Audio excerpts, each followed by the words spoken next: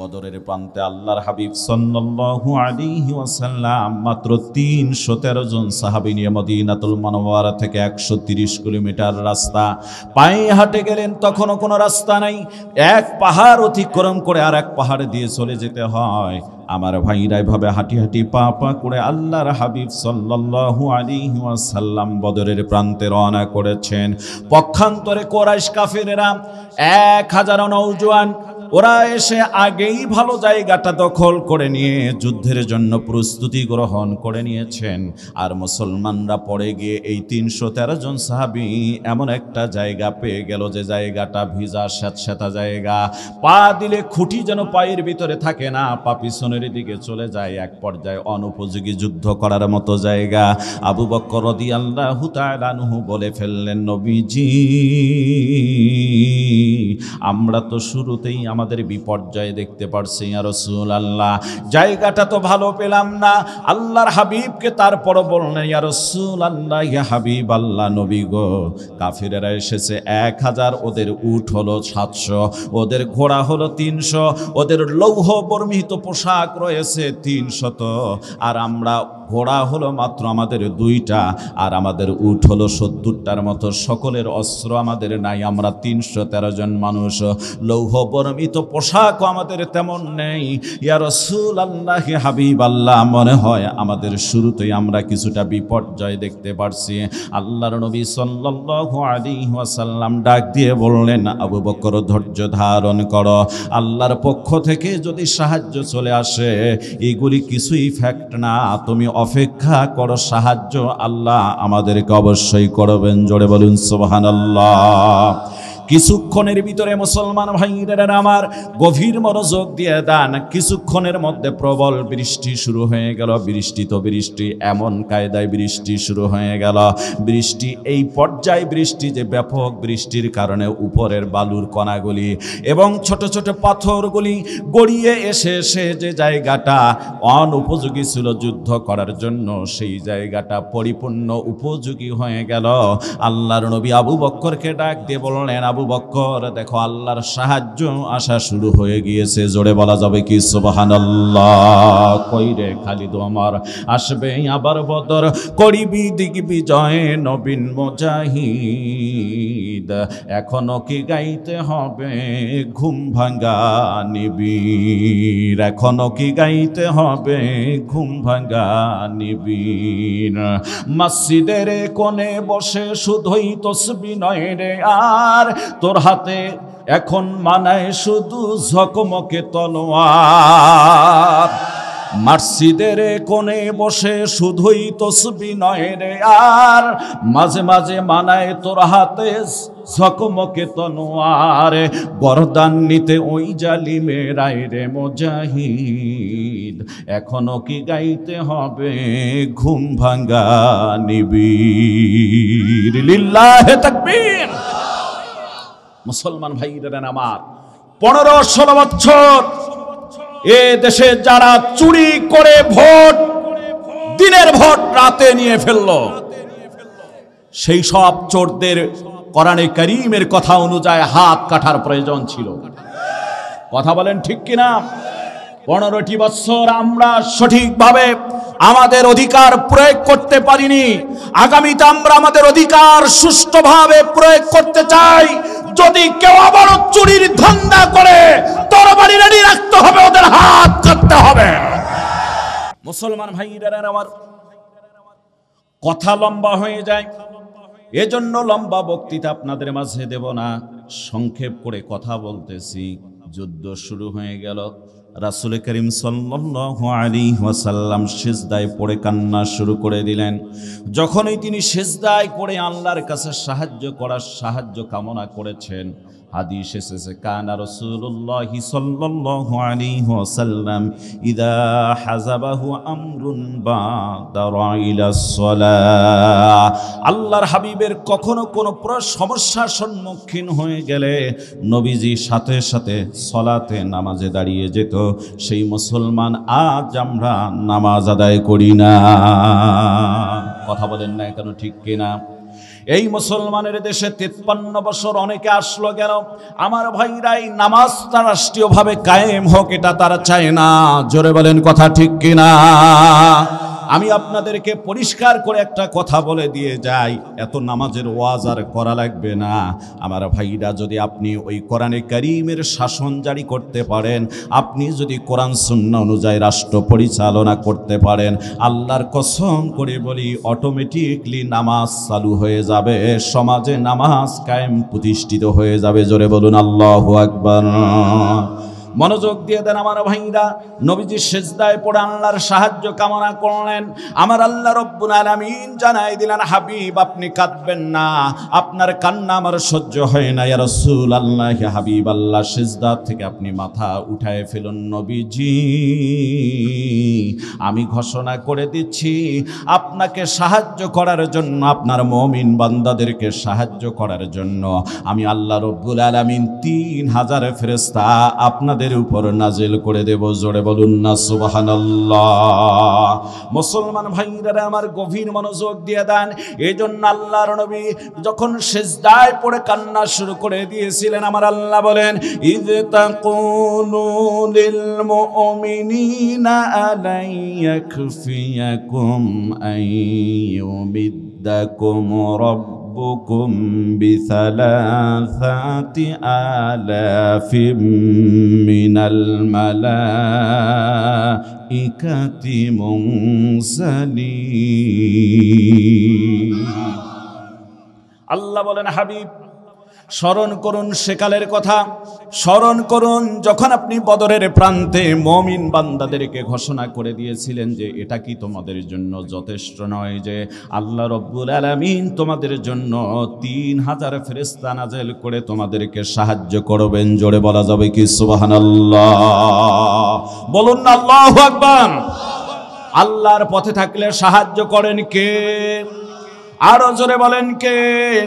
সেই আল্লাহর পথে থাকার জন্য রাজি আছে কিনা? কারা কারা রাজি আছে আল্লাহু আকবার বলে হাত উঠায় দেখায়। আল্লাহ কবুল করো, বলেন আমিন।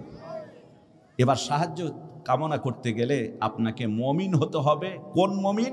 চূড়ান্ত ধৈর্যশীল মুমিন। সুবহানাল্লাহ। আমাদের তো অল্পতে ধৈর্য হারিয়ে যায়, কথা কয় না কেন? একটু বালা মুসিবত রোগ শোক ধাক্কা আসলেই কই আল্লাহ বুঝি নাই, আমার চোখ দিয়ে আমারে দেখে না, কথা কয় না কেন? এ মিয়া, তোমার তো ইমানই পাকা হয়নি, আল্লাহ দেখে না মানে? সব কিছু দেখেন, তোমার ধৈর্য হতে হবে সেরকম। আল্লাহ রাব্বুল আলামিন কোরআনে কারীমের ভিতরে জানায় দেন, আল্লাহ বলেন, ইয়াকুম মিনকুম 20 সাবিরুনা ইয়াগলিবু মিআতাইন। জোরে বলুন আল্লাহু আকবার। এর আগের একটা আয়াত ছিল, আল্লাহ বলেন, ইয়া আইয়ুহান নাবিয়্যু হাররিদিল মুমিনিনা আলাল কিতাল। হে রাসূল, আপনি মুমিনদেরকে যুদ্ধের জন্য, কিতালের জন্য, সংগ্রামের জন্য উদ্বুদ্ধ করুন, বাতিলের বিরুদ্ধে লড়াইয়ের জন্য উদ্বুদ্ধ করুন। যদি তারা বাতিলের বিরুদ্ধে লড়াই আর সংগ্রামের দিকে চলে যায়, আমি আল্লাহ রাব্বুল আলামিন তাদেরকে কন্ডিশন দিলাম। এই কন্ডিশন যদি তাদের ভিতরে থাকে, আল্লাহ বলেন, ইয়াকুম মিনকুম 20 সাবিরুনা ইয়াগলিবু মিআতাইন। আল্লাহ বলেন, হাবিব যদি ইমানদার 10 জন, ইমানদার ধৈর্যশীল 20 জন আল্লাহর বান্দা যদি বাতিলের বিরুদ্ধে লড়াইয়ে বেরিয়ে পড়ে, আল্লাহ রাস্তায় জিহাদে বেরিয়ে পড়ে, বাতিলের বিরুদ্ধে সংগ্রামে বেরিয়ে পড়ে, আমি এমন রব, এমন সত্তা, এমন খালিক, এমন মালিক, আমি ওই 20 জন কাকে 200 জন বেঈমান কাফেরের উপরে বিজয় দান করে দেব। জোরে বলুন সুবহানাল্লাহ। বলুন না আল্লাহু আকবার। 20 মানে হচ্ছে 10। 20 মানে কি? আল্লাহ বলছেন 20 সাবিরুনা। শুধু 20 জন হলে হবে না, এরা ধৈর্যশীল হতে হবে। সুবহানাল্লাহ বলেন। কঠিন ধৈর্যশীল হতে হবে। যদি ধৈর্যশীল হয়, ইয়াগলিবু মিআতাইন, আমি আল্লাহ 200 বেঈমানের উপর এই 20 জন কাকে বিজয় দান করে দেব। সুবহানাল্লাহ কোন? আল্লাহ পাক এর পরক্ষণে জানায় দেন আল্লাহ বলেন ওয়া ইয়াকুম মিনকুম মিআতুন ইয়াগলিবু আলফাম মিনাল্লাযীনা কাফারু বিআন্নাহুম কওমুন লা ইয়াফকাহুন। আল্লাহ পাক বলছেন যদি ইমানদার 100 জন বান্দা আল্লাহর রাস্তায় জিহাদে বেরিয়ে পড়ে, লড়াই সংগ্রামে বেরিয়ে পড়ে, আমি আল্লাহ রব্বুল আলামিন 1000 কাফেরের উপরে তাদের বিজয় দান করে। সুবহানাল্লাহ বলেন। এ মুসলমান ভাইদের আমার, এবার টার্নিং পয়েন্টে কয়েকটা কথা বলে দিয়ে যাই, গভীর মনোযোগ দিয়ে দেন। টার্নিং পয়েন্টে কয়েকটা কথা বলে দিয়ে যাই। আমরা যে বদরের প্রান্তে চলে গেলাম, এই বদরের প্রান্তে গিয়ে আমরা দেখলাম আবু জাহেলের কবর সেখানে রয়েছে। তার মানে আবু জাহেলকে গর্ত খুঁড়ে উতবা সাইবা সহ বড় বড় নেতাগুলি সহ অসংখ্য কাফেরগুলিকে ওই জাহান্নামে পাঠিয়ে দেওয়া হয়েছে। তাদেরকে একটা গর্তের ভিতরে আবু জাহেল উতবা সাইবা সহ অনেককে ফালায় দেওয়া হয়েছে। এখনো অনেক মানুষ গিয়ে আবু জাহেলের কবরের মধ্যে জুতা নিক্ষেপ করে, আবার কেউ পাথর তুলে আঘাত করে, কেউ থুথু নিক্ষেপ করে। মুসলমান ভাইরা আমার, ওখান থেকে আসলাম বদরের প্রান্তে, যে জায়গায় যুদ্ধ সংগঠিত হয়েছে জায়গাটা এখন ঘেরাও করে রেখেছেন প্রাচীর দিয়ে।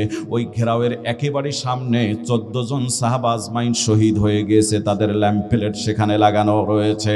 আমার বক্তব্য হলো, এই যে বদরের প্রান্তে যুদ্ধ শুরু হয়ে গেল, অসংখ্য কাফের, এতগুলি উটে, এতগুলি ঘোড়ায়, এতগুলি লৌহ বর্মত পোশাক থাকার পরও কাফেরেরা পরাজয় বরণ করলো কেন? যখন যুদ্ধ শুরু হয়ে গেল, আমার আল্লাহ রব্বুল আলামিন ফেরেশতা নাযিল করে মুসলমানদেরকে সাহায্য করা শুরু করে দিলেন। দিনী ভাইরা আমার, গভীর মনোযোগ দিয়ে দেন। মাঝে মাঝে কিছু কাফেরেরা হঠাৎ করে চিৎকার করে উঠতো, তারা বলতো, আহারে এত লম্বা সাদা পোশাক করা কিছু ব্যক্তিকে আমরা দেখতে পেয়েছি, যাদের পাগড়ি মাথায় পড়া, অনেক লম্বা, অনেক পোশাক সুন্দর, তার যাদের দাঁতগুলি ইয়ামানি তরবারির মতো চকচক করতেছে, ওদেরকে দেখে আমরা ভয় পেয়ে গেলাম। আমার ভাইরা, আমার বন্ধুগণ, যারা হাজী সাহেব এখানে আছেন তারা ভালো করেই জানেন, মক্কার জমিনে সব পাহাড়গুলি হচ্ছে শুধু পাথর আর পাথরে ঘেরা। আর আল্লাহ রব্বুল আলামিন ওই বদরের প্রান্ত থেকে সামান্য কিছু উত্তরের দিকে আসার পর আমার ভাইরা, আমার বন্ধুগণ, একটা বালুর পাহাড় রয়েছে, যে বালুর পাহাড়টা অনেক উঁচু। আমি গুনাহগার 25 মিনিট পর্যন্ত রাত্রিবেলায় উঠেছি, ওঠার পর ক্লান্ত হয়েছে, আর ওঠার সম্ভব হলো না। এরপর মধ্য পর্যন্ত উঠেছি মনে হয়, আমি নিচের দিকে নেমে আসলাম। প্রত্যেকটি বালুর কণাই একেবারে সমান, একটা পাথরের কণাও সেখানে নাই, সব বালু আর বালু। ধারণা করা হচ্ছে, মুফাসসিরিনে কেরাম এবং ঐতিহাসিকগণ বর্ণনা করেন যে ওই পাহাড়ের মধ্যে আল্লাহ রব্বুল আলামিন 3000 ফেরেশতা নাযিল করেছিলেন। জোরে বলুন সুবহানাল্লাহ। এ মুসলমান ভাইদের আমার, ওখান থেকে ব্যাক করে আসতেছিলাম যখন, ঠিক আসার পথে আমরা বীরে শেফা নামে একটা জায়গার মধ্যে অবস্থান করলাম। বীরে শেফার মধ্যে যখন আমরা দাঁড়ালাম, বীরে শেফা আল্লাহর নবী সাল্লাল্লাহু আলাইহি ওয়াসাল্লাম যুদ্ধ শেষে 299 জন সাহাবীকে নিয়ে 14 জন শহীদ হয়ে গিয়েছিল, ওদের বাদ দিয়ে 299 জন সাহাবা আজমাইনদেরকে নিয়ে আল্লাহর হাবিব সাল্লাল্লাহু আলাইহি ওয়াসাল্লাম মদিনাতুল মুনাওয়ারার দিকে রওনা করেছেন। আর এই বীরে শেফার মধ্যে এসে রাত্রি, মানে বীরে শেফার মধ্যে এসে আসরের নামাজের সময় কিংবা আসরের সময় হয়ে গেল। আল্লাহর হাবিব ওখানে তাবু স্থাপন করলেন। সাহাবা আজমাইন পানির সংকট, পানি সন্ধান করতেছেন, পানি খুঁজতে খুঁজতে মুসলমান ভাইদের আমার, এক পর্যায়ে একটা কূপ পাওয়া গেল। কূপের পানি পান করা যায় না, এত লবণাক্ত পানি। নবীজিকে গিয়ে বললেন, ইয়া রাসূলুল্লাহ, হাবিব আল্লাহ নবীজি, পানি পেয়েছি কিন্তু পানিটা পান করার মতো না, খুবই লবণাক্ত পানি। আল্লাহর হাবিব বললেন, কোথায় সে পানি? চলো আমাকে নিয়ে। রসুল কাছে চলে আসলেন, সেই আমার ভাইরা বীরে শেফার কাছে চলে আসলেন। আসার পর নিজের পবিত্র মুখ জবান থেকে থুথু মোবারক একটু পানির মধ্যে নিক্ষেপ করে দিয়েছেন। সাথে সাথে আল্লাহ সুবহানাহু তাআলা ওই লবণাক্ত পানিগুলিকে সবগুলিকে আল্লাহ মিষ্টিতে রূপান্তরিত করে দিয়েছেন। জোরে বলা যাবে কি সুবহানাল্লাহ? বলুন আল্লাহু আকবার। ওই পানিটা সাধারণত অন্য পানির চেয়ে মিষ্টি। বীর মানে কূপ, আর শেফা মানে হচ্ছে আরোগ্য লাভের কূপ। ওই বদরের প্রান্তে যুদ্ধ করে যে সাহাবীগুলি আহত এবং ক্ষত বিক্ষত অবস্থায় এসেছিলেন, এই 299 জনের ভিতরে অনেকে ওই পানি পান করার পর আল্লাহ রব্বুল আলামিন পানিটাকে, ওই পানির মাধ্যমে তাদের মাঝে শেফা দান করে দিয়েছেন। আমার এটা বোঝার উদ্দেশ্য নয়, আমি বলতেছিলাম মুসলমান ভাইদের আমার, আল্লাহর পথে থাকলে বলুন তো আমার আল্লাহ সাহায্য করেন কি করে না? সুতরাং ভয়ের কোনো কারণ নাই আমার ভাইরা। যারাই আমরা ইসলামের পথে রয়েছি, যারা দিন কায়েমের পথে রয়েছি, আমাদেরকে অবশ্যই অটুট থাকতে হবে। তাই তো মাঝে মাঝে বলে থাকি, আসছে পথে আধার নেমে, তাই বলে কি থাকবি থেমে, বারে বারে জ্বালাও বাতি হয়তো একবার জ্বলবে না, তাই বলে তো ভীরুর মতো বসে থাকা চলবে না। জোরে বলেন কথা ঠিক কিনা? ভীরুর মতো বসে থাকার কোনো সুযোগ আসেনি, কোনো সুযোগ নাই। যদি ইমানদার হয়ে থাকেন তাহলে কোরআনের কথা শুনে শুনে নিজেদের ইমানকে বৃদ্ধি করা লাগবে।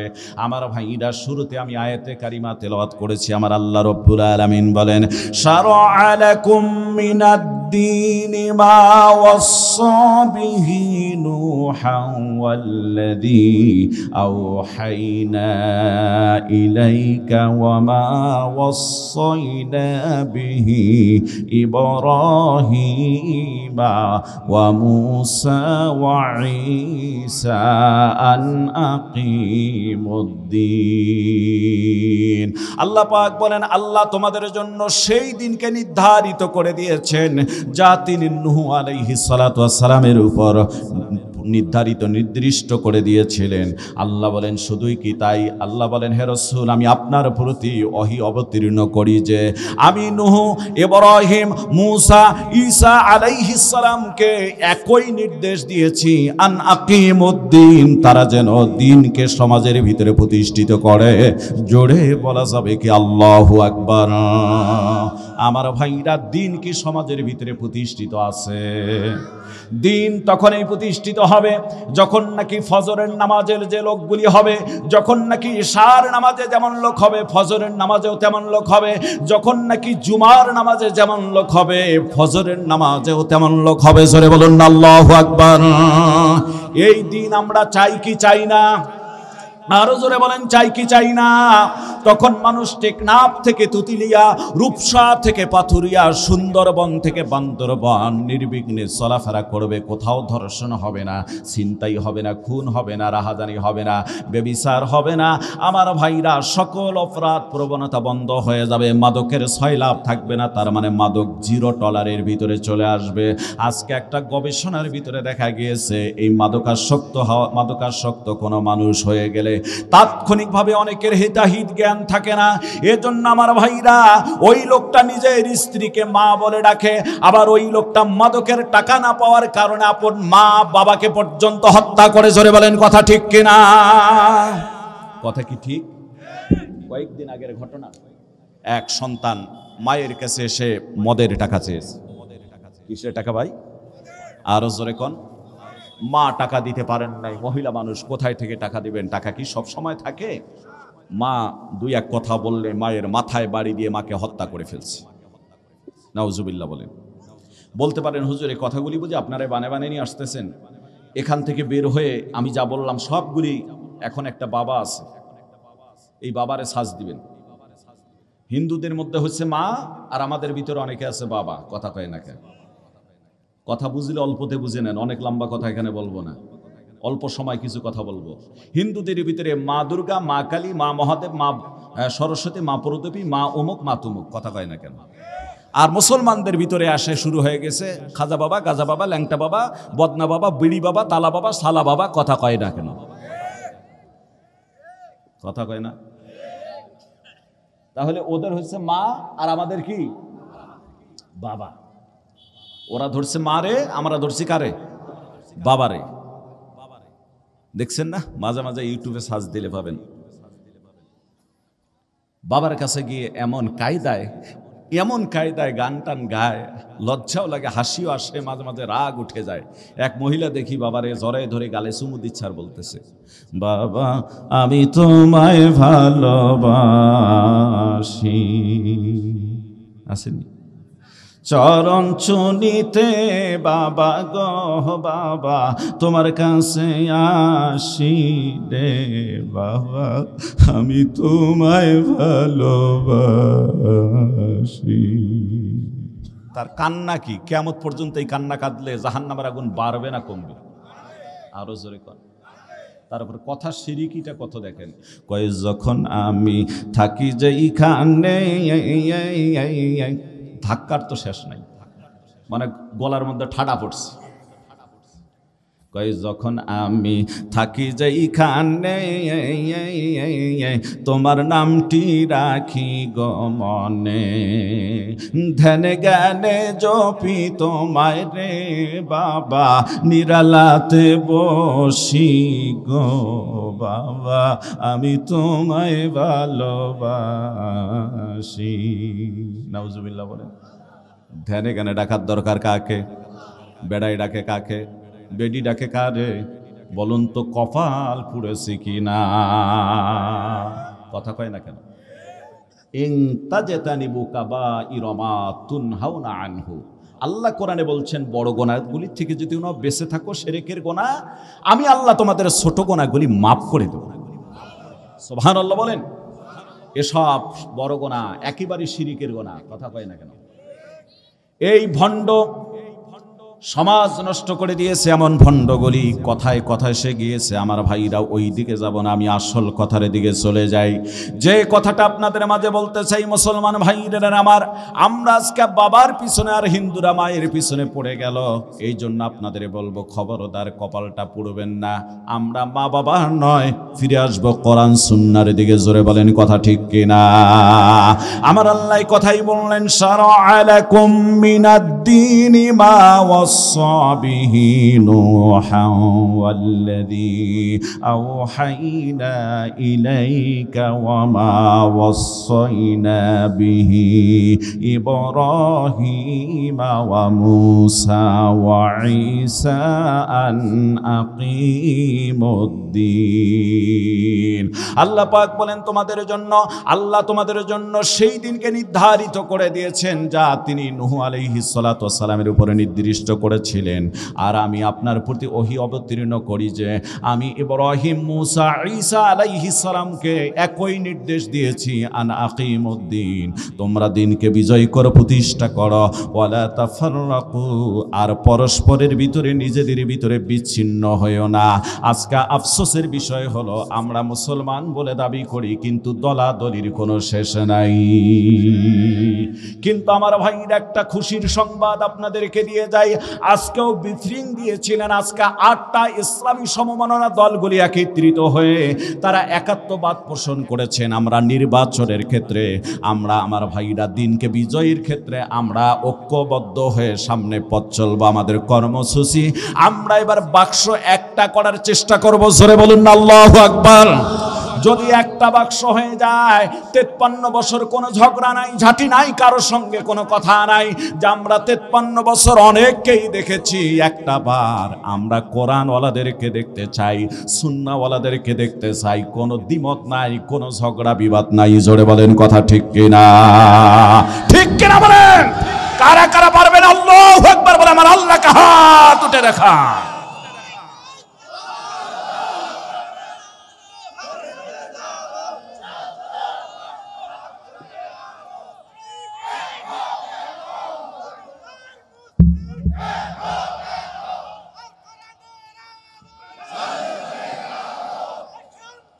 মাশাআল্লাহ, আলহামদুলিল্লাহ, আলহামদুলিল্লাহ। এর নাম ঈমান। সুবহানাল্লাহ বলেন।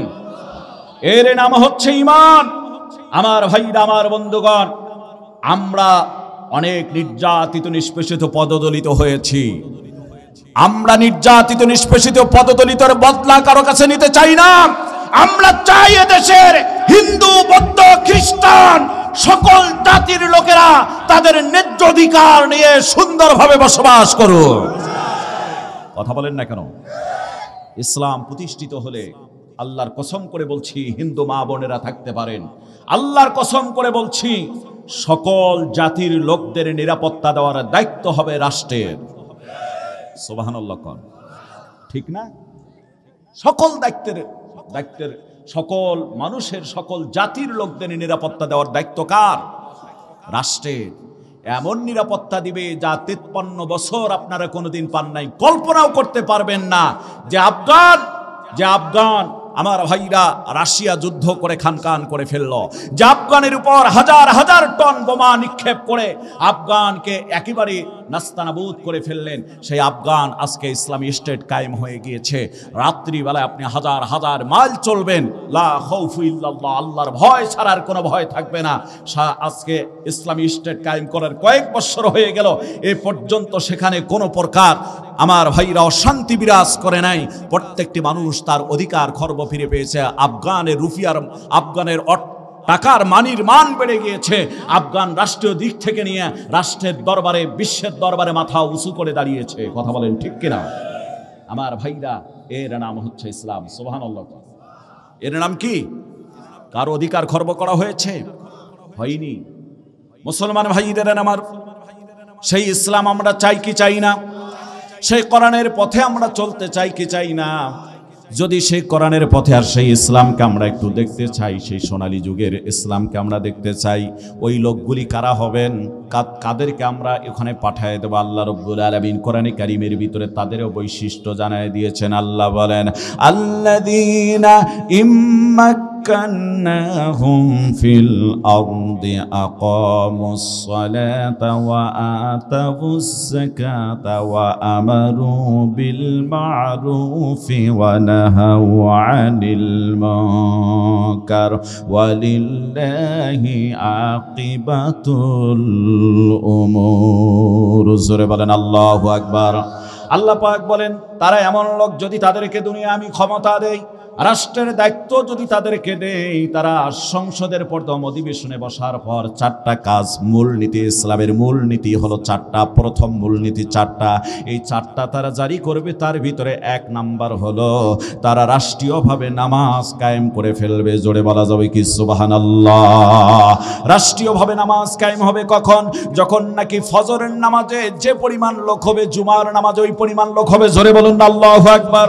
যখন আজান হয়ে যাওয়ার পর কিছুক্ষণের জন্য কলকারখানা, মিল, ফ্যাক্টরি সবগুলি ব্রেক হয়ে গিয়ে নামাজের দিকে মানুষ ধাবিত হয়ে যাবে। নামাজের ওয়াজ আর কারো করা লাগবে না, বাইরে ঘোরাফেরা করতে পারবে না। মুসলমান ভাইরা আমার তখন রাষ্ট্রীয়ভাবে নামাজ কায়েম হয়ে গেল। আমার ভাইরা ওসি সাহেব থানার মধ্যে তার কর্মচারীদেরকে নিয়ে, পুলিশ প্রশাসনদেরকে নিয়ে নামাজ আদায় করবে। পাহারাদার যে 2-1 ব্যক্তি ব্যতীত আমার ভাইরা ডিসি সাহেব তার স্টাফদেরকে নিয়ে নামাজ আদায় করবে। সেক্রেটারিয়ানরা, তার মানে সচিবালয়, সচিবের ভিতরে থেকে একজন নামাজ আদায় করবেন। সংসদ ভবনে আমার ভাইরা সেখানেও জামাতের সাথে নামাজ আদায় হয়ে যাবে, কোনো সেক্টর বাকি থাকবে না। ওই সময়টা আল্লাহর আইন বাস্তবায়িত হবে। ওই সময়টা গোটা পৃথিবী, গোটা দেশটা হবে একটা জান্নাতের টুকরার মতো। জোরে বলা যাবে কি সুবহানাল্লাহ? মুসলমান ভাইরা আমার বন্ধুগণ, এর 1 নম্বরে কাজটা হলো তারা এসে নামাজ তারা বাস্তবায়ন করবে, নামাজ কায়েম করবেন। 2 নম্বরে আল্লাহ তাআলা কোরআনে কারীমের ভিতরে জানায় দেন, ওয়া আতাবুজ যাকাতা, তারা রাষ্ট্রীয়ভাবে যাকাত আদায়ের লোক নিয়োজিত করে পঙ্খুনাভাবে রাষ্ট্রীয় যাকাত আদায় করবেন। এই রাষ্ট্রীয় যাকাতের জন্য যাকাত খাতে লোক থাকবে। এরা মানুষের খবর নেবে, কার কেমন সম্পদ আছে, কার কি পরিমাণ অর্থ রয়েছে, ব্যাংক ব্যালেন্স থেকে শুরু করে নিয়ে, খামার থেকে শুরু করে নিয়ে তার ব্যক্তিগত সম্পদ, সব তথ্যগুলি রাষ্ট্রের কাছে দিয়ে ওই ব্যক্তিটা যাকাত আদায় করে যাকাতের সুষ্ঠু বন্টন চলবে। আল্লাহর কসম করে বলি, কিছুদিন এভাবে চললে রাষ্ট্রে আর গরিব থাকবে না, প্রত্যেকটা মানুষ স্বাবলম্বী হয়ে যাবে, যাকাত নেওয়ার আর ব্যক্তি থাকবে না। জোরে বলা যাবে কি সুবহানাল্লাহ? যার নমুনা হলো ওমর ইবনুল আব্দুল আজিজের শাসন আমলে। মুসলমান ভাইদের আমার, একজন লোক যাকাতের টাকা নিয়ে 3 দিন ঘুরতেছেন, আর একজন লোক যাকাতের টাকা নিয়ে 7 দিন ঘুরতেছেন। কারো মাথায় যাকাতের টাকা, কারো হাতের ব্যাগের মধ্যে যাকাতের টাকা। 3 দিনের ব্যক্তিটা 7 দিনের ব্যক্তিকে দেখে মনে করছে এই ব্যক্তির পোশাক মলিন হয়ে গিয়েছে, এই ব্যক্তির দাড়িতে ধুলা লেগে গিয়েছে, এই ব্যক্তিটার মাথার মধ্যে দেখা যাচ্ছে একটা টোপলা, মনে হচ্ছে এই ব্যক্তিটা যাকাত খাওয়ার উপযুক্ত। 3 দিনের ব্যক্তি 7 দিনের রে বলতেছে, ভাই আমি একটা কথা বলতে চাই, মন খারাপ করো না। আমার মন বলতেছে তুমি একজন গরিব মানুষ, আমি কিছু জাকাতের টাকা নিয়ে ঘুরতেছি, 3 দিন থেকে কোনো লোক পাই না, আমি তোমারে দিতে চাই। বলতেছে, ভাই তুমি 3 দিন থেকে ঘুরতেছো আর আমি 7 দিন থেকে ঘুরতে ঘুরতে আজ আমি একেবারে ক্লান্ত হয়ে গেছি, আর আমার শরীরের এই অবস্থা হয়েছে। আমার মাথায় যে তুমি বস্তা দেখো, এগুলি মূলত কোনো কাপড় চোপড় না, কোনো বস্তু না, এগুলি আমি জাকাতের টাকা নিয়ে ঘুরতেছি, দেয়ার মতো মানুষ খুঁজে পাই না। জোরে বলা যাবে কি সুবহানাল্লাহ? মুসলমান ভাইরা আমার, এই জাকাত কায়েম হবে রাষ্ট্রীয়ভাবে, আল্লাহু আকবার বলেন। আমরা সেটা চাই কি চাই না? আর 3 নাম্বার কাজটা হলো, আল্লাহ পাক বলেন কি 3 নাম্বার কাজটা হলো, আমারুন বিল মারুফ, সৎ কাজে আদেশ দিয়ে দিবেন। যত প্রকার সৎ কাজ আছে রাষ্ট্র আদেশ দিয়ে দিবেন, এত ওয়াজ আর এত নসিহত করার দরকার হবে না। অসৎ কাজে বাধা দিয়ে দিবেন। আজকে প্রত্যেকটি বর্ডার থেকে আমার ভাইরা এ দেশে মদ, গাঁজা, ভাং, ফেন্সিডেল প্রবেশ করে আমাদের সমাজের যুব সমাজগুলিকে নষ্ট করতেছে, সন্তান হয়ে বাবা মারে হত্যা করতেছে। এই মদ, গাঁজা, ভাং থাকবে না, কারণ হচ্ছে এগুলি তো শয়তানের কাজ। আল্লাহ তাআলা কোরআনে কারীমের ভিতরে জানায় দেন, আল্লাহ বলেন, ইয়াসআলুনাকা আনিল খামরি ওয়াল মাইসির কুল ফীহিমা ইসমুন কাবীর। আল্লাহ পাক বলেন, হে রাসূল, লোকের আপনার কাছে এসে মদ এবং জুয়া সম্পর্কে জিজ্ঞাসা করে, কুল ফীহিমা ইসমুন কাবীর, আপনি বলে দিন মদ জুয়া হচ্ছে শয়তানের অপবিত্র কাম। আমার ভাইরা, এই শয়তানি কাজ আজও সমাজের ভিতরে চলছে কি চলে না? কথা বলেন, চলে কি চলে না? মুসলমান ভাইরা আমার, কেউ ওঠা বসা যদি করেন, আমি আলোচনার সংক্ষেপ করে ফেলবো, ওঠা বসা করার চেষ্টা করবেন না। আমি আপনাদের মাঝে এমন একটা তথ্য সামনে দিতে যাচ্ছি, চোখের পানি ধরে রাখতে পারবেন না। এই জন্য আজকে মুসলমান দিন কায়েমের চেষ্টা করা লাগবে। মনে রাখতে হবে আপনার ভাইকে আল্লাহ তাআলা বলছেন, আল্লাহ রব্বুল আলামিন পরিষ্কার করে জানায় দিয়েছেন আপনার দিনী ভাইকে। আল্লাহ বলেন, ফাইন তাবু ওয়া আকামুস সালাতা ওয়া আতুজ যাকাত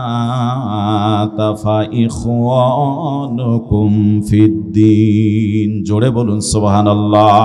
আল্লাহ বললেন, যারা তওবা করলো কুফর শিরিক থেকে, আর কুফর করবে না, শিরিক করবে না। আল্লাহ রাব্বুল আলামিন বলেন, নামাজ কাজা করলো, যাকাত আদায় করলো, ফাইখওয়ানুকুম ফিদ্দিন, আল্লাহ বলেন তারা হচ্ছে তোমাদের দ্বীনি ভাই। জোরে বলা যাবে কি সুবহানাল্লাহ? আপনার আমার দ্বীনি ভাইকে যে নামাজ কাজা করলো, যাকাত আদায় করলো, এরা হচ্ছে আর কুফর শিরিক থেকে বেঁচে থাকলো, তারাই হচ্ছে আপনার আমার দ্বীনি ভাই। জোরে বলুন না সুবহানাল্লাহ। আমরা এই দ্বীনি ভাই হতে চাই কি চাই না? যদি দ্বীনি ভাই হতে চাই, কুফর শিরিক থেকে আর বেঁচে থাকবো, আর আমরা সদা সর্বদা সৎ কাজ সবসময় মানুষের মাঝে করব। আর আমরা মমিন পুরুষ, মমিনা নারীর ব্যাপারে আল্লাহ তাআলা কোরআনে কারীমের ভিতরে জানাই দিয়েছেন। আল্লাহ বলেন, ওয়াল মুমিনুনা ওয়াল মুমিনাতু বা'দুকুম আউলিয়াউ বা'দ। আমার ভাইরা, আল্লাহ বলেন মমিন পুরুষ এবং মমিনা নারী তারা একে অপরের বন্ধু। জোরে বলুন না সুবহানাল্লাহ। এরা একে অপরের কি বন্ধু। ওরা কি করবেন? ওয়াল মুমিনুনা ওয়াল মুমিনাতু বা'দুহুম আউলিয়াউ বা'দ ইয়ামুরুনা বিল মা'রুফ ওয়া ইয়ানহাউনা আনিল মুনকার। তারা সৎ কাজে আদেশ দিবে, অসৎ কাজে বাধা প্রদান করবে। কিন্তু এই কথাটাই আমরা আজকে বুঝি না, সৎ কাজে আদেশ কারে বলে আর অসৎ কাজে বাধা কারে বলা হয়। এজন্য হাদিসের ব্যাখ্যায় এসেছে, মাররা মিনকুম মুনকারান ফালইউগাইয়িরহু বিয়াদিহি, অন্যায় দেখলে সরাসরি হাত দিয়ে বাধা দাও। সুবহানাল্লাহ বলেন। যদি এরকম সামর্থ্য না থাকে, ফাইল্লাম ইয়াস্তাতি ফাবিলিসানিহি, জবান দিয়ে বাধা দাও। জবান দিয়েও যদি বাধা দেওয়ার মতো শক্তি না পাও, ফাইল্লাম ইয়াস্তাতি ফাবিকলবিহি ওয়া যালিকা দুআফুল ঈমান, তুমি অন্তর দিয়ে সংকল্প করে, পরিকল্পনা করে, সুদূর পরিকল্পনা করে সে অন্যায়গুলিকে দূরীভূত করার জন্য সেই চেষ্টা করো। আমাদের সমাজের ভিতরে কেউ বলে অন্তর দিয়ে বাধা দেওয়ার উদ্দেশ্য হলো এই মনে মনে ঘৃণা করতে হবে। আরে ভাই, কে বলছে আপনাকে মনে মনে ঘৃণা করার? এর ব্যাখ্যা হলো ফাইল্লাম এর ব্যাখ্যাই হলো আপনাকে পরিকল্পনা করে সে অন্যায়কে বন্ধ করার চেষ্টা করা রাখবে। সুবহানাল্লাহ বলেন। কোথাও গান বাজনা হচ্ছে, আপনি একাই গিয়ে বাধা দিয়ে পারবেন না, 2জন 3জন গিয়েও পাবেন না, ওরা অনেকগুলি আছে মারামারি করবে। পরিকল্পনা করতে হবে, সমাজের লোকদেরকে নিয়ে আলোচনা করতে হবে। হয় আমরা সরাসরি বাধা দেব, নতুবা 100 জন লোকের একটা দরখাস্ত নিয়ে আমরা থানায় টিওনো সাহেবের কাছে পেশ করব। কথা কয় না কেন? এটার নাম পরিকল্পনা। এটার নাম কি? আজকে সমাজ নষ্ট হয়ে গিয়েছে। পরিকল্পনা করতে হবে, প্রত্যেকটি ভাইকে কর্মী হতে হবে, ইসলামীর দায়ী হতে হবে। আজকে মানুষের দ্বারে দ্বারে বুঝাতে হবে 53 বছর অনেককে দেখেছি, আর নয়, একটাবার ইসলামকে দেখে নাও। পরিকল্পনা করে সিলের মাধ্যমে বিজয় অর্জন করো, বাতিল সব দ্রবিত হবে ইনশাআল্লাহ। বলুন ইনশাআল্লাহ। এই পৃথিবীতে কিন্তু আমরা সকলে কম বেশি একটা না একটার পাগল রয়েছি। কেউ সম্মানের পাগল, কথা বলেন না কেন? এই পৃথিবীতে কেউ সম্মানের পাগল, কেউ আবার অর্থের পাগল, কেউ নারীর পাগল, কেউ গাড়ির পাগল, কেউ সম্পত্তির পাগল। কথা কয় না কেন? অর্থের ভিতরে সম্পত্তি এসেছে। কিছু মানুষের ধান্দা আছে, দেখেন সবসময় খালি কেমনে কিছু জমি কেনা যায়। কথা বলেন না কেন? তার মানে ও পাগল হলো জমি সম্পদের। কথা কয় না কেন? আবার কিছু মানুষ আছে সম্মানের পাগল, যেভাবে হোক সম্মান কিভাবে অর্জন করা যায়। কথা বলেন না কেন? ব্যয় করে হলেও সম্মান অর্জন করতে চেষ্টা করে, ঠিক না? আবার কিছু মানুষ আছে নারীর পাগল। আমার ভাইরা, নারীর পাগল হওয়ার কারণে আজকে সমাজের কিছু কিছু মানুষ এরকম কুলাঙ্গার পাওয়া যায় যে তারও সন্তান আছে, বউ আছে, বাচ্চা আছে, সব কিছু আছে, তারপরও পরক্রিয়া করে আর একজনের 2-3টা বাচ্চা থুয়ে ওই বউকে নিয়ে পালিয়ে যায়। কথা বলেন না কেন?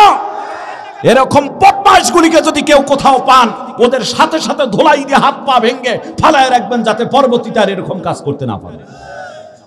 আছে না? এটা নারীর পাগল। এই কয়েকদিন আগে আমার বাড়ির পাশে, আমার বাসার পাশে বেটায় বেটির বিয়ে দিলে, 2টা বেটির বিয়ে দিয়েছে। আমার মাদ্রাসা, আমার একটা মহিলা মাদ্রাসা আছে, এই মহিলা মাদ্রাসায় আমার ভাইরা তার 2টা মেয়েকে কিছুদিন পড়াইছিল। 2টা মেয়েকে 2টারে বিয়ে দিল।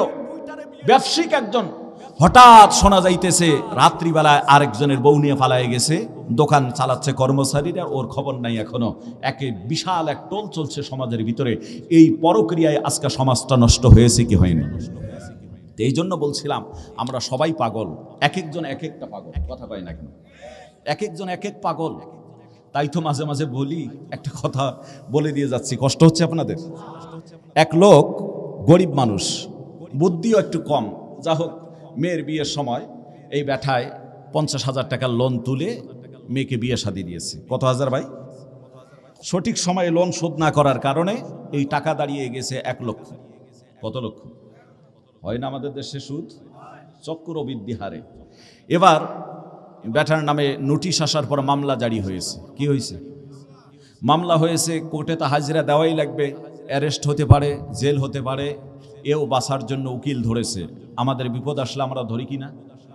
তো উকিল ধরেছে, উকিলে তারে শিখাই দিয়েছে, শোনো, আমি তোমাকে এই মামলার থেকে বেকসুর খালাস করব। শর্ত একটা, 10,000 টাকা দেওয়া লাগবে, আর আমি যা বলবো সেই কথাগুলি তোমার মানা লাগবে। আমি যতটুকু শিক্ষা দেবো এছাড়ার বাইরে কোনোই কথা বলা যাবে। ঠিক আছে, 10,000 টাকা তো ব্যাপার না, আমি 1 লাখ টাকার থেকে বাঁচবো, মামলা থেকে খারিজ হয়ে যাব, আর আমি আপনাকে 10,000 টাকা দেবো না? মানে অবশ্যই দেবো এবং আপনার কথা শুনবো। তখন শিখাই দিল যে দেখো, আদালতে যাওয়ার পর উকিল তোমারে যাই জিজ্ঞাসা করুক না কেন, তুমি পাগলের ভ্যাস ধরে শুধু বলবে ব্যা ব্যা ব্যা। বুঝেন নাই কথাটা? পাগল কি কয় ভাই? ব্যা ব্যা কয়, ঠিক না? এরপর যদি হাকিমও তোমার কিছু জিজ্ঞাসা করে, জজ সাহেব, তখনও তুমি কবা ব্যা ব্যা ব্যা। উকিল এক কথা শিখিয়ে দিয়েছে, তারপরে যা করা লাগে আমি করব। পাগল বলে তোমারে আমি বেকসুর খালাস করে দেবো। কি দেব? চেহারাও তো দেখতে ওইরকম দেখা যায়। জাস্ট যেদিন আদালতের ওঠার দিন উঠছে, উকিল আবারও স্মরণ করে দিয়েছে, আদালতে উঠছে। বাস আমার ভাইরা, শেষ পর্যন্ত যখন আদালতে জেরা শুরু হয়ে গেল, বাদীপক্ষের উকিল দাঁড়িয়ে বলছেন, ইয়র অনার, এই লোকটি একটা চিটার বাটপার লোক, যে এই সংস্থা থেকে 50,000 টাকা লোন তোলার পর সে লোন পরিশোধ করতেছে না। এক পর্যায়ে চক্রবৃদ্ধি হতে হতে এখন সেটা 1 লক্ষ টাকায় দাঁড়িয়ে গিয়েছে। ইয়র অনার, আপনি তাকে কাস্টডি করুন। হাকিম যখন জিজ্ঞাসা করবে, এই ঘটনা কি সত্য, তুমি লোন তুলছো? হাকিমের দিকে তাকায় বলতেছে ব্যা ব্যা ব্যা। হাকিমের তো রাগ উঠছে। এরই ভিতরে উকিল এবার বলতেছে, অবজেকশন ইয়র অনার, এই লোক যে চিটার আমি একটু আগে বললাম, তার প্রমাণ দেখেন, এই লোকটা ভালো ছিল, অথচ এখন ব্যা ব্যা করে পাগল সেজে গেছে। উকিলের দিকে তাকায় কইতেছে ব্যা ব্যা ব্যা। ওই যে শিক্ষা তো একটাই, কথা কয় না কেন? শেষ পর্যন্ত আসামি পক্ষের উকিল এবার দাঁড়িয়ে বলতেছেন, অবজেকশন ইয়র অনার, আমার আসামি মূলত আমার আসামিকে বিব্রতকর করা হচ্ছে। আপনি দেখতে পারতেছেন এসে জন্মগত দিক থেকে নিয়ে বোবা, প্রতিবন্ধী একজন পাগল। এই লোকটা কোনোদিন ওখান থেকে ঋণ নিতে পারে না, নিঃসন্দেহে তার নামে কেউ ঋণ নিয়েছে, সুতরাং তাকে বেকসুর খালাস দেওয়া হবে।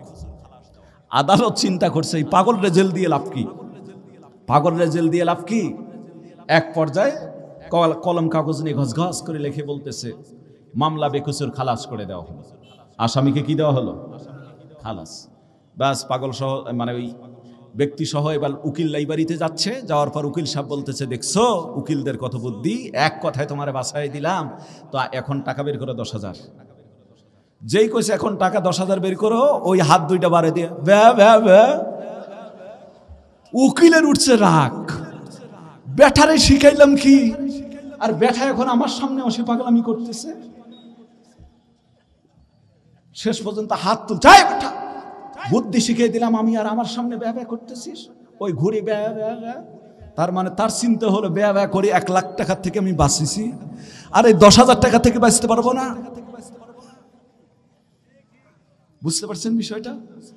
এক পর্যায়ে আমার ভাইরা উকিলের রাগ উঠে গেলে ঘাত ধাক্কা দিয়ে ব্যাটারে বের করে দিচ্ছে, যা বেটা তোর টাকা লাগবে না।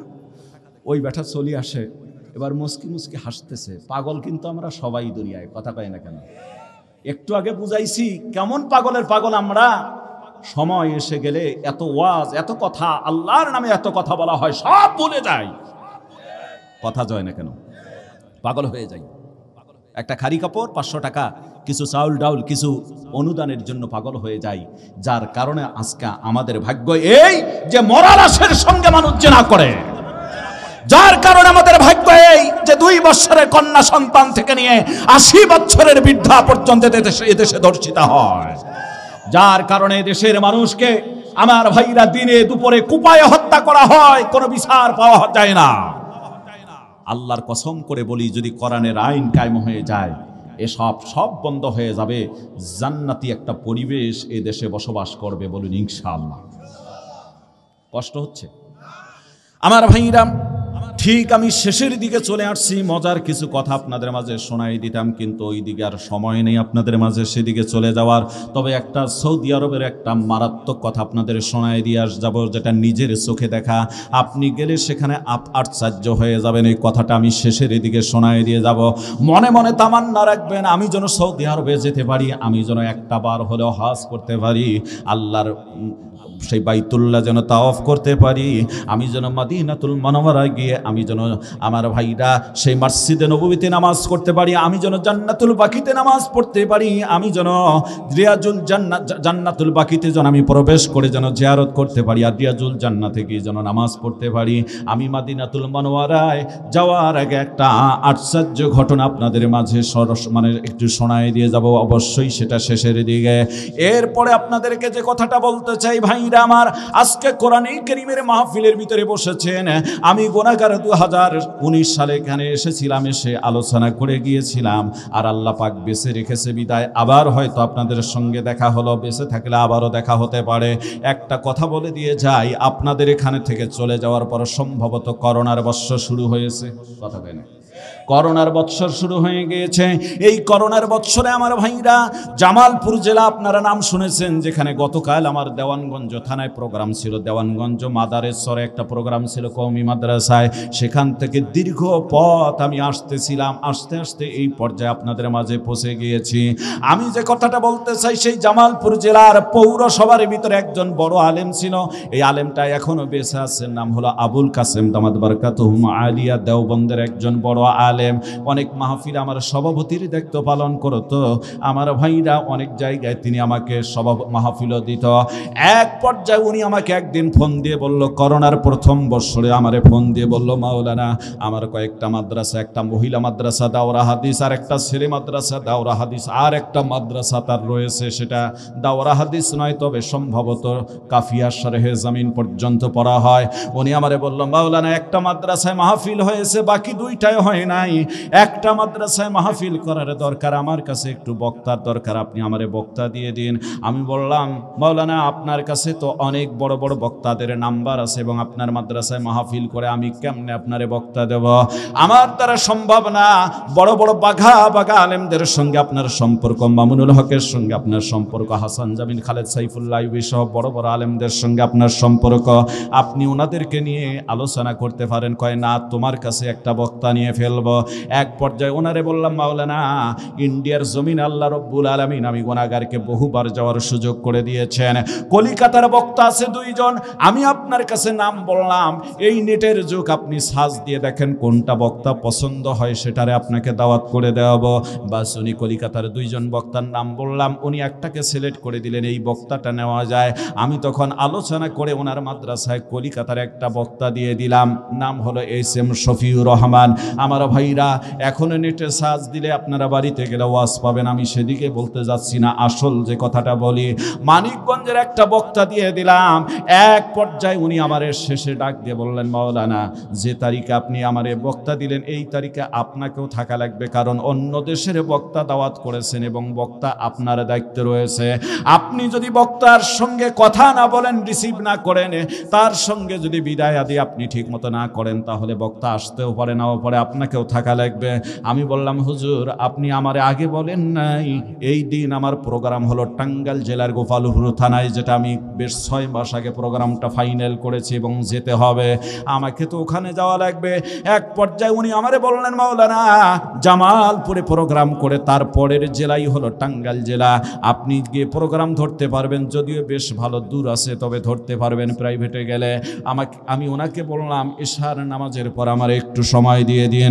এশার নামাজের পর 1 থেকে 1.5 ঘন্টা ওনার মাদ্রাসায় বয়ান করে টাঙ্গাইলের গোপালপুরের উদ্দেশ্যে রওনা করলাম। আমার ভাইরা প্রচণ্ড শীত, ডিসেম্বর মাস, একেবারে রাস্তা কিছুই দেখা যায় না, 10 হাত সামনেও দেখা যায় না, গাড়ি ড্রাইভার জোরে চালাতে পারতেছে না, বেশ দেরি হয়ে যাচ্ছে, বারবার ফোন আসতেছে হুজুর লোকজন চলে যাচ্ছে, লোকজনকে আটকানো সম্ভব হচ্ছে না।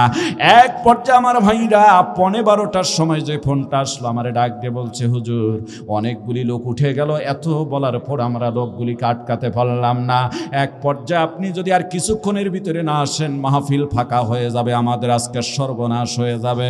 আমি বললাম আপনার একটা কাজ করেন, আমি সুতি পলাশতলা বাজারের মধ্যে এসেছি, কত দূর হতে পারে আমার একটু লোকেশন দেন। ওনারা বললেন হুজুর আর 5 থেকে 7 মিনিট যদি গাড়িটা জোরে টান দিয়ে আসে, এখন তো লাইটের আলো পাবেন পৌরসভা, আপনি অবশ্যই দ্রুত গতিতে আসতে পারবেন। আমি গুনাহগার জোরে টান দিয়ে গেলাম, এর ভিতরে কাছাকাছি গেলে মেয়র সাহেব প্রধান অতিথি ছিলেন, মেয়র সাহেবকে বক্তব্য দেওয়ার জন্য উঠায় দিলেন।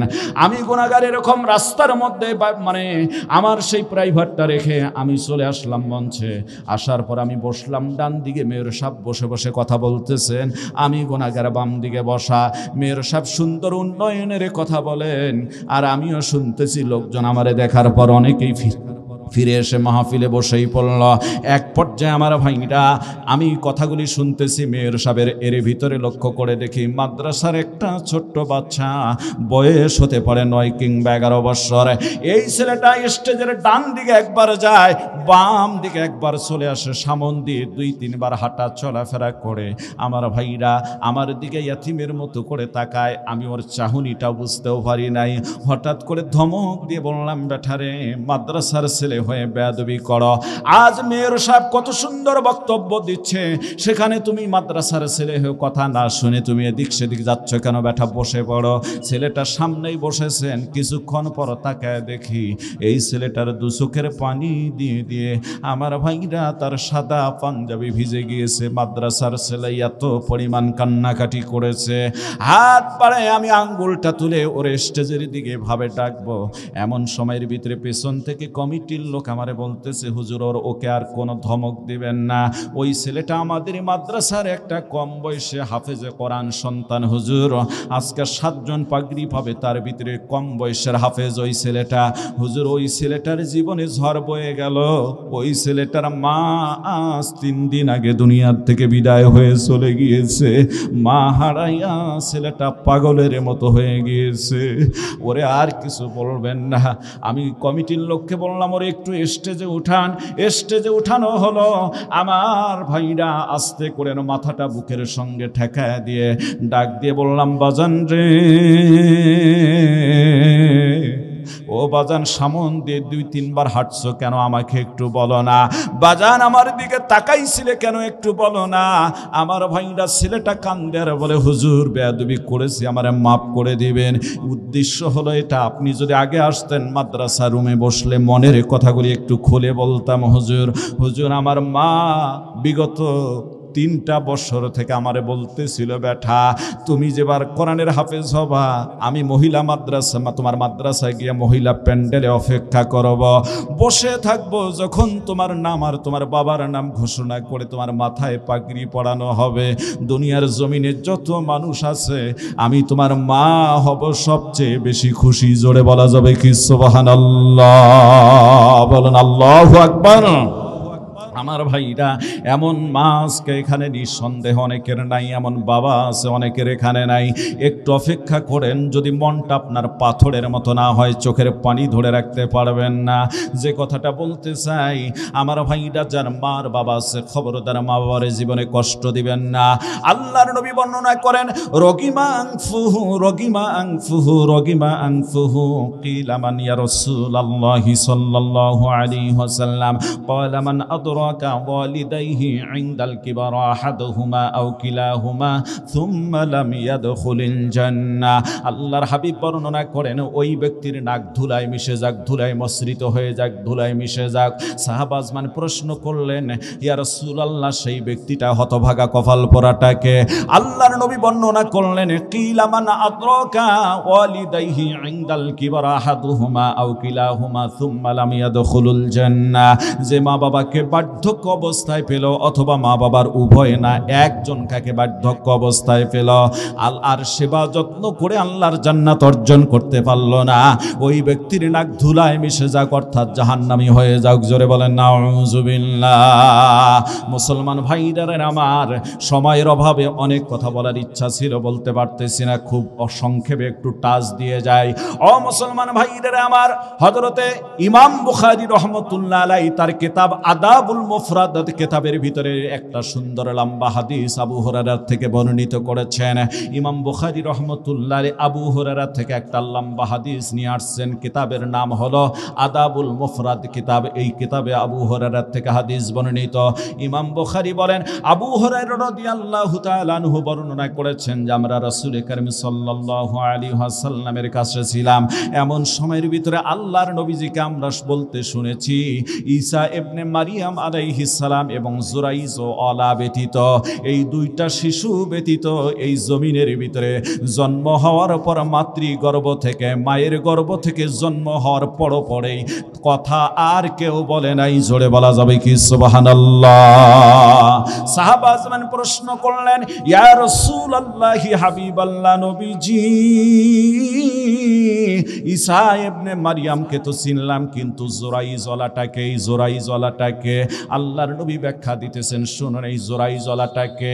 আমার ভাইরা, ইমাম বুখারী রাহমাতুল্লাহ আলাইহি হাদিসটা নিয়ে এসেছেন, লম্বা হাদিস। জোরাইজওয়ালাটা হলো এক বস্তির পাশে, আমার ভাইরা, এক বস্তির ভিতরে এক বুজুর্গ সেখানে বসবাস করতেন।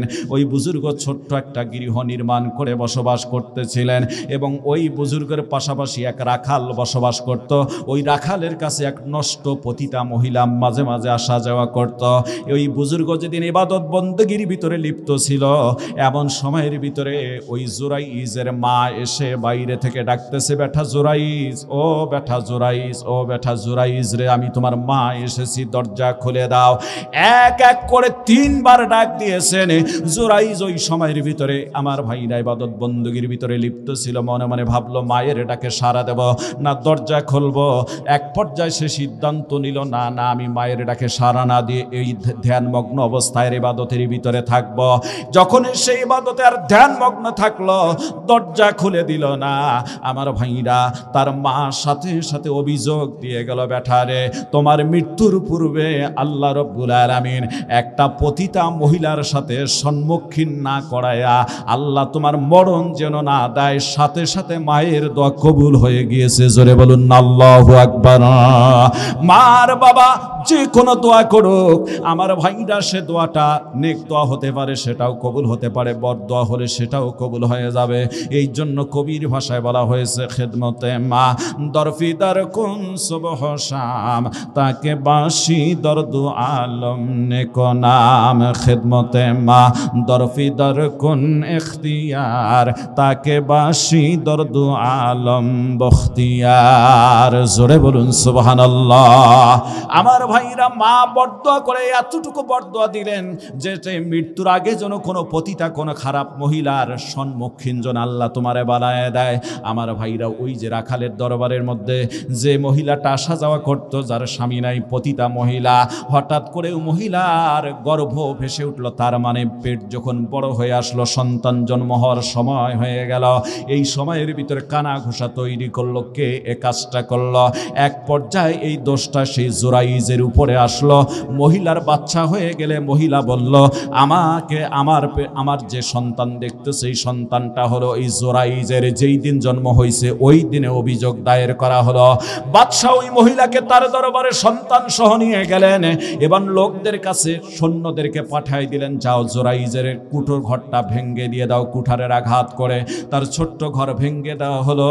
জোরাইজের হাত পা বেঁধে নিয়ে যাওয়া হচ্ছে। নিয়ে যাওয়ার পথে আমার ভাইরা আরো কিছু নষ্ট মহিলা সামনে পড়ে গেল।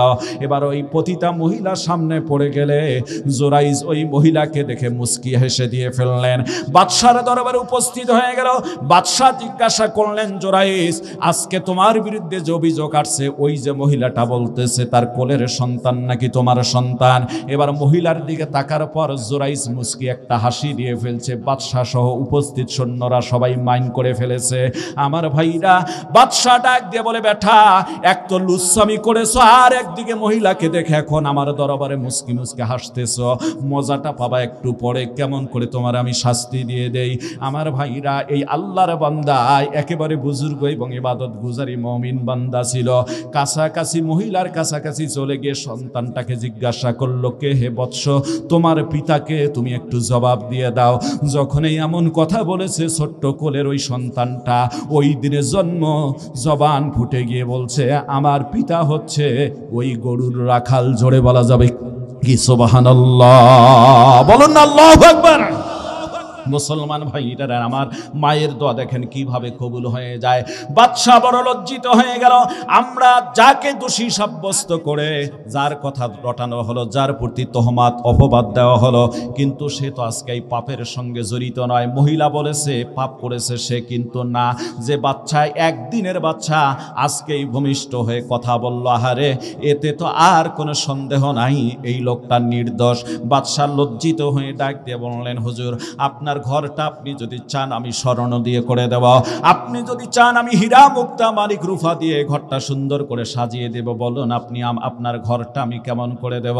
বাদশা চোখের পানি ছেড়ে দিয়ে কান্দে আর এভাবে বলে, ওই লোকটা আল্লাহওয়ালা বুজুর্গ বলছে তার আর কোনো প্রয়োজন নাই, পূর্বে যেমন ছিল তেমন আমারে করে দিন। জোরে বলা যাবে কি সুবহানাল্লাহ? আমার ভাইরা যে কথাটা বলতে চাই, মার বাবার দোয়া কেমন কবুল হয়ে যায়। মাদ্রাসা ছেলেটা চোখের পানি ছেড়ে দিয়ে কান্দে আর বলে, হুজুর বিগত একটা বছর থেকে আমার মা আমাকে বেশি বেশি বলতেছিল, ব্যাটা এই বছর কোরআনের হাফেজ হবা। তোমাদের হুজুর আমাকে বলছে এবার তো কোরআনের হাফেজ হবা, আমি তোমার মাদ্রাসায় যাব, মহিলা প্যান্ডেলে অপেক্ষা করব, যখন তোমার নামটা ঘোষণা করা হবে দুনিয়ায় যত মানুষ আছে এই মানুষের চেয়ে আমি মা তোমার হব সবচেয়ে বেশি খুশি। জোরে বলা যাবে কি সুবহানাল্লাহ? চোখের পানি ছেড়ে দিয়ে কান্দে আর বলে, হুজুর হুজুর সেই জননী মা আজ আমার পাগড়ি নেওয়া দেখে যেতে পারল না। হুজুর আমার বন্ধুদের মা এসেছে, বন্ধুরা আমাকে মহিলা প্যান্ডেলে ছোট্ট মনে করে নিয়ে গিয়েছে, দেখি ওদের মা কত খুশি, আজ ছেলে হাফেজ হবে, কিন্তু আজ আমার মা নাই। হুজুর মা যদি থাকতো কতই না খুশি হতো। হুজুর আমি বললাম বেটা কেঁদো না, নিঃসন্দেহে তোমার বাবা হয়তো আসছে, তোমার বাবা যখন তোমার পাগড়ি নেওয়া দেখবে, তোমার বাবা মন থেকে দোয়া করে দিলে আরো সে আজিমে দোয়াটা কবুল হয়ে যাবে। বাবার কথা বলার সাথে সাথে হাউমাউ করে ছেলেটা কান্দে আর আমারে বলে হুজুর আমার মতো অসহায় এই দুনিয়ার ভিতরে বুঝি কেউ নাই। 2 বছর আগে আমার বাবাও দুনিয়ার থেকে বিদায় হয়ে চলে গিয়েছে, আমার বাবাও নাই। হুজুর আমার মা নাই, আমার বাবা নাই। মুসলমান ভাইরা আমার এই জায়গায় কারা কারা মা হারা বাবা হারা আছেন একটু হাতটা একটু দেখতে চাই। মা বাবা মারা গিয়েছে একটু তাকায় দেখেন অল্প কত মানুষের হাত উঠেছে, এদের অনেকের মা নাই, অনেকের বাবা নাই, কেউ আছে যার মা বাবার দুজনের একজনও নাই। তাই তো মাঝে মাঝে আমি বলে থাকি বাবা তুমি কেমন আছো ছোট্ট মাটির ঘরে, তোমার কথা হৃদয় মাঝে পড়ছে বারে বারে। বাবা গো বাবা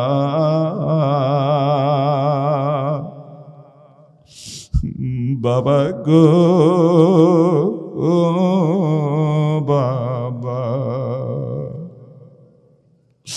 কত আদর কত স্নেহ তোমার কাছে পেলাম, সব কিছু হারিয়ে আজকে নিঃস্ব হয়ে গেলাম।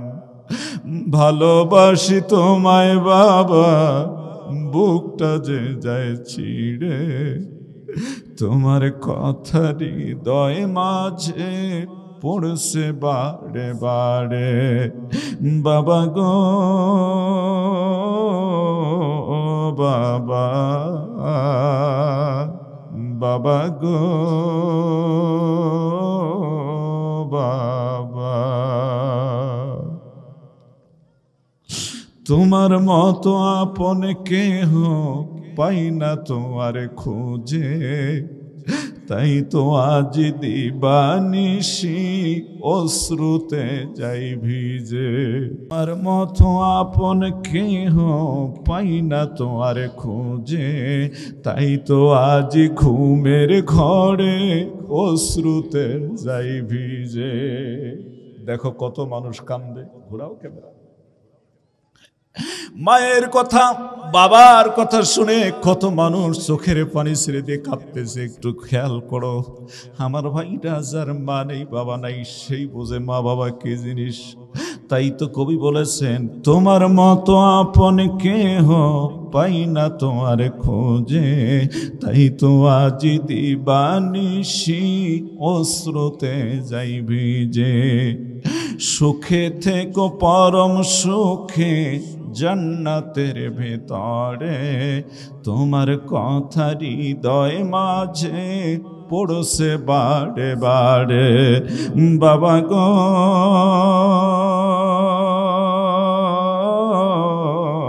বাবা,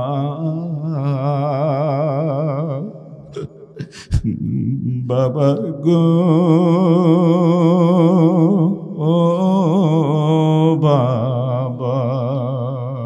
আমার ভাইরা, আমার ফাদার, আমার পিতা আপনাদের প্রায় পার্শ্ববর্তী জেলা নীলফামারীর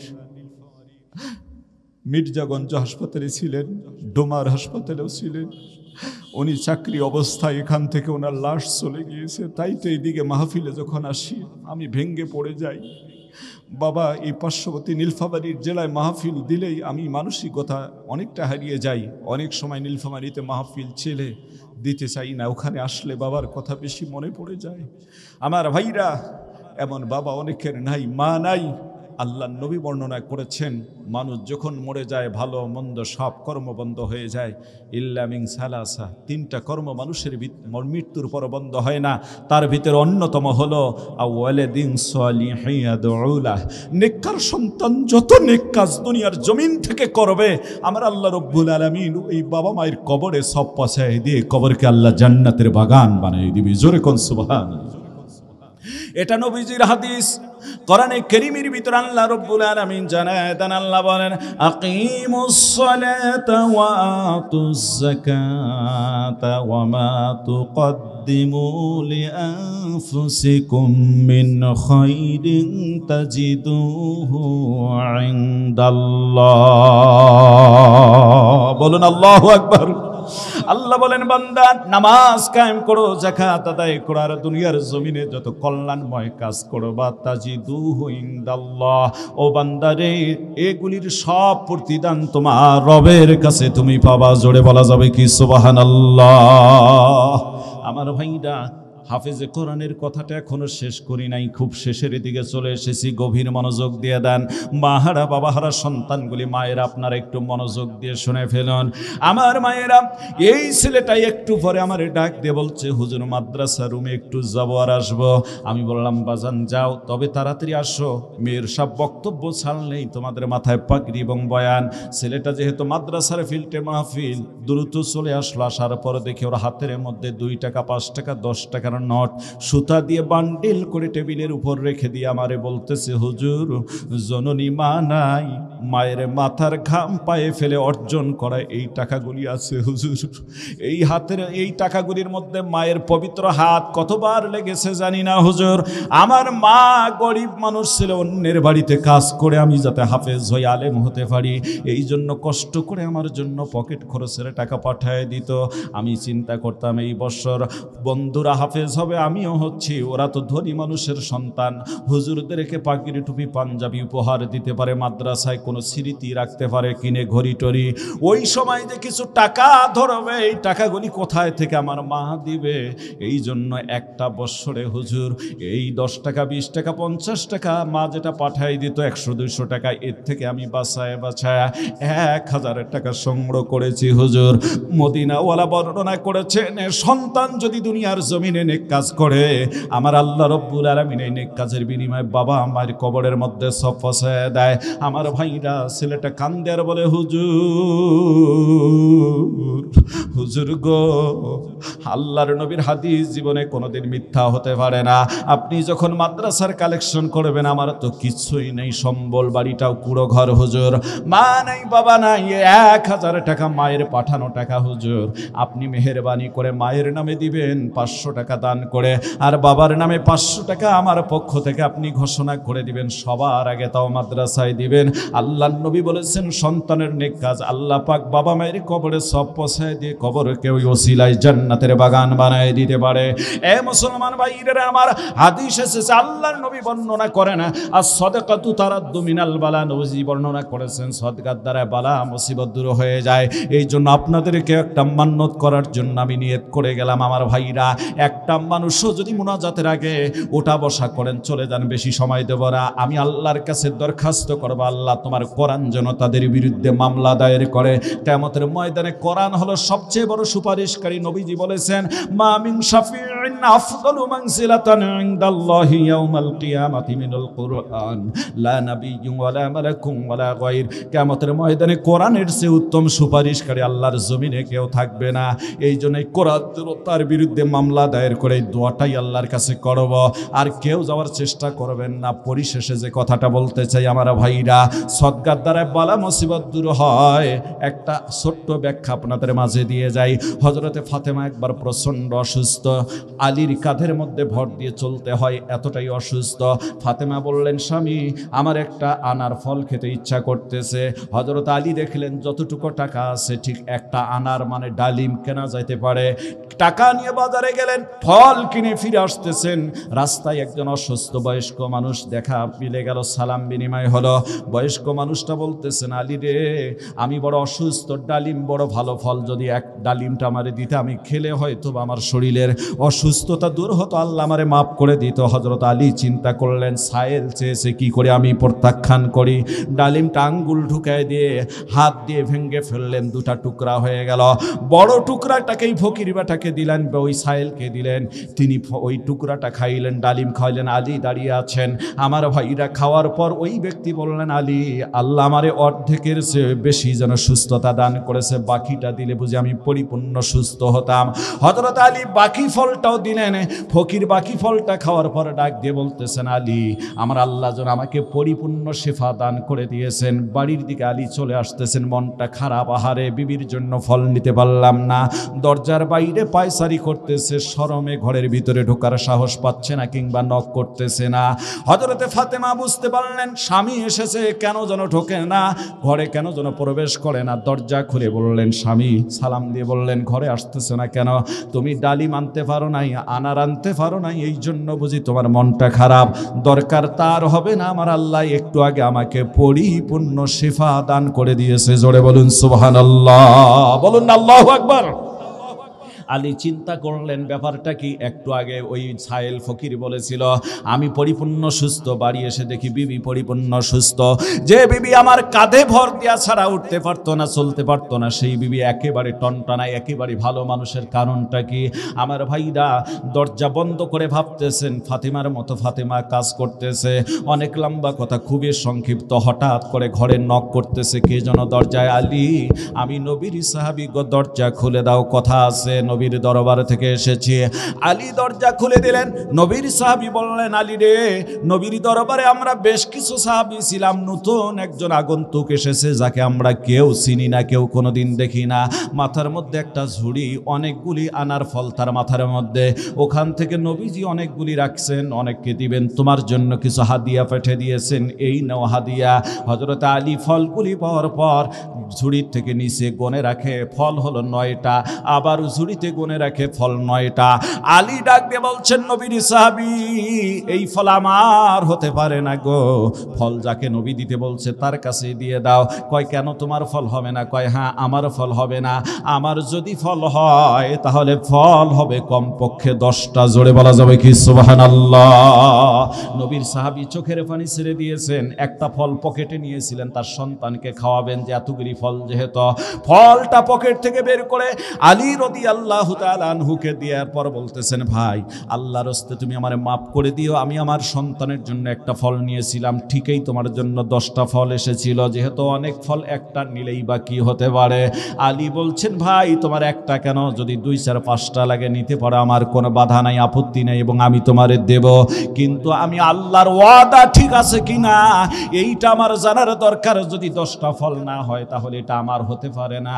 কারণ আল্লাহ হযরতে আলীকে নবীর সাহাবী বলল, কেন হতে পারে না? হাদিয়া কমও আসতে পারে, বেশিও আসতে পারে। আমার ভাইরা হযরত আলী জবাব দিয়ে দিলেন, বেশি আসলে সেটা সংযত আছে, কম আসলে সেটা অবশ্যই আমি মানব না। কারণ আমার আল্লাহ বলছেন, মান জাআ বিল হাসানাতি ফালাহু আশরু আমসালিহা। জোরে বলেন আল্লাহু আকবার। হযরত আলী কোরআনের দলিল দিয়ে বললেন, ও ভাই আল্লাহ কোরআনে বলছেন কোন মানুষ যদি একটা নেকির কাজ করে, একটা নেক কাজ করে, কল্যাণময় কাজ করে, আল্লাহ অনুরূপ 10 গুণে বাড়িয়ে তার আমলনামায় তা দিয়ে দেয়। আজকে আমি একটা ফল দান করে দিয়ে এসেছি, যদি আল্লাহ আমাকে ফলের বিনিময়ে দুনিয়ায় ফল দেয়, আমার ফাতিমার জন্য যদি ফল পাঠিয়ে দেয়, তাহলে দান করেছি একটা, কমপক্ষে আমি পাবো 10টা। জোরে বলা যাবে কি সুবহানাল্লাহ।